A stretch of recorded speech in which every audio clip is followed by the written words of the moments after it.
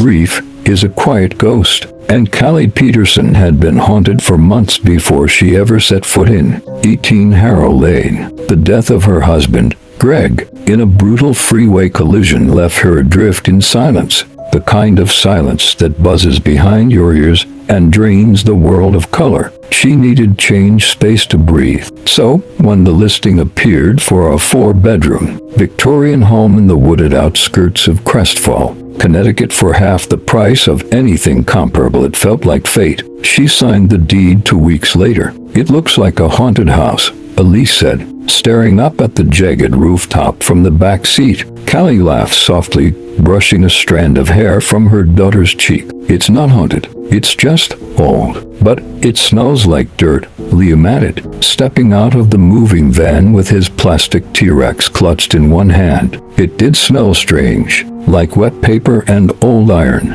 but that was nothing a good cleaning couldn't fix. Callie unlocked the door, stepping into creaky floors and a hallway bathed in filtered light. Stained glass cast rose-colored shadows over the oak staircase. Dust floated lazily in the air like tiny ghosts. "It's got character," she told herself. They unpacked late into the night. No furniture, yet just mattresses on the floor, boxes stacked in corners. Callie made grilled cheese in a camping skillet. They laughed under blanket forts. By the time the kids fell asleep in their new shared room, Callie allowed herself to hope that maybe, just maybe, things would get better here. But outside their bedroom wall, a thin line of cracked paint pulsed gently. Something moved within, and it was watching them.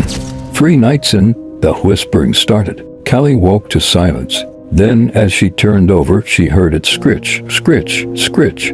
Not loud, not panicked, just deliberate, like someone slowly dragging their fingernails across the other side of her bedroom wall. She sat up in bed. The house was still. Only the blinking of the Wi-Fi router lit the dark. She stood, moving barefoot across the room to the far wall, pressed her ear to the old plaster. Nothing. Then, tap tap, a sharp sound above her. She looked up. Her breath caught. Movement. Something was crawling across the ceiling. Too quick for a rat, too quiet for a person. It scurried from one side of the room to the other, then stopped directly above her bed. A low creak of pressure bent the ceiling board ever so slightly. Something was there. She flipped the light on. Nothing. The ceiling was still except for one thing. Fake gouges, for parallel scratch marks that hadn't been there yesterday. The next morning, Callie told herself it was just an animal. Old houses had raccoons,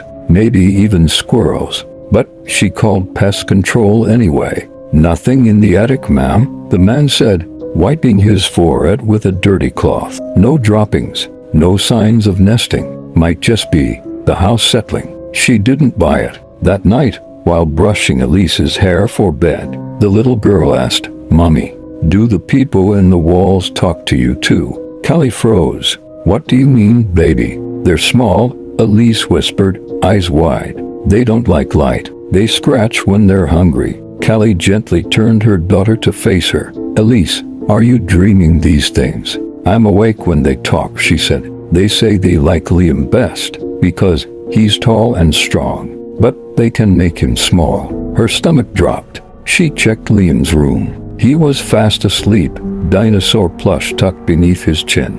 Later that night, Callie sat at the kitchen table, unable to sleep, rereading the home's property records. It had changed owners 6 times in 10 years. No deaths listed, but each family stayed less than a year, and all the children gone, moved out of town, enrolled in special schools. No record since. The air vent above her buzzed.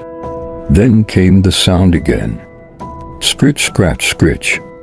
Trickling from behind the wall, growing louder until it was as if the drywall itself was alive. She grabbed a kitchen knife, pressed her hand against the wall. Silence.